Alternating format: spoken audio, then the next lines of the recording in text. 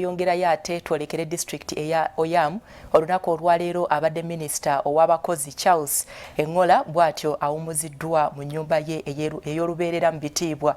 Mutabani we Sam Engola bw'atyo awanjagidde omukulembeze w'eggwanga Yoweri Kaguta Museveni amukkirize adde mu bigere bya kitaawe atambuze ebbanga eribadde libulayo okukakalabya ekisanja.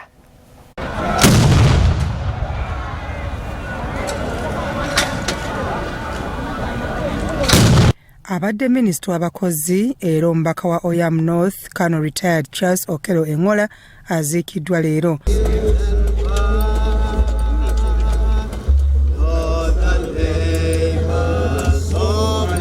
Ono akubiddwa emizinga 11 egijja mu kitiibwa kya bannamagye.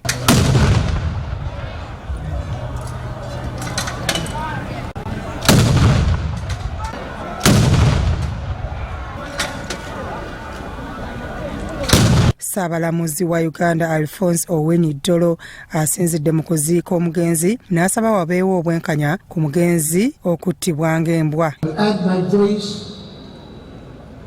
That we wait to know how can a man who braved danger, a man who courted danger in the battlefield, be killed like a dog. We really want to know. Yennyamidde ku beeyongedde okutyoboola obutonde mu mambuka wabula nga tewali kibakolebwako. Anything that's not any vegetation apart from grass is mowed down and made into charcoal. Really? And these people, my younger brother, Odamoto, is always stopping them on the way. I'm told he's now being charged with robbery. I don't know what it is. Mutabani w'omugenzi Sam Engola Jr. ayanjuddwa eri omumyuka w'omukulembeze w'eggwanga Retired Major Jessica Alupo abadde omukungubazi omukulu n'asaba ssente wa NRM era omukulembeze w'eggwanga okukkiriza alondebwe okudda mu bigere bya kitaawe okumala ebbanga ly'abadde asigazzaayo okumalako ekisanja.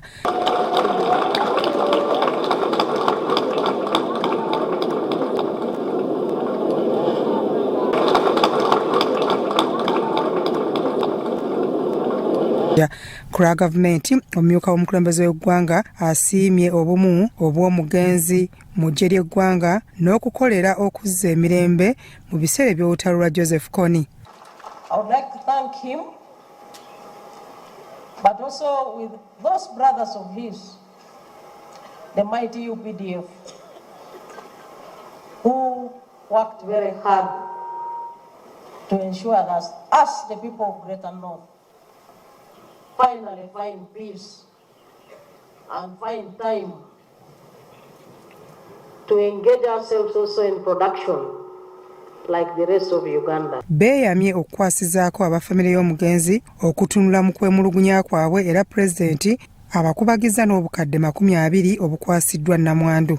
To assure the people of Lango that as leaders will continue being your friends, especially the friends to the family of the late Machodogo. We hand over to the widow, and it's enclosed with 20 million Uganda shillings. Omugenzi yakubwa amasasi 28 eyali omukuumi we Private Wilson Sabiti ng'ennaku z'omwezi 2 omwezi guno ate n'amala naye ne yetta mu kiseera kino okunoonyereza ku kyagenda mu maaso. Omugenzi aziikiddwa ab'ebitiibwa bangi okubadde abakungu ba gavumenti, ababaka ba paalamenti, abatuuze, abakulembeze ab'ennono n'abantu okuva mu Acholi, West Nile n'ewalala.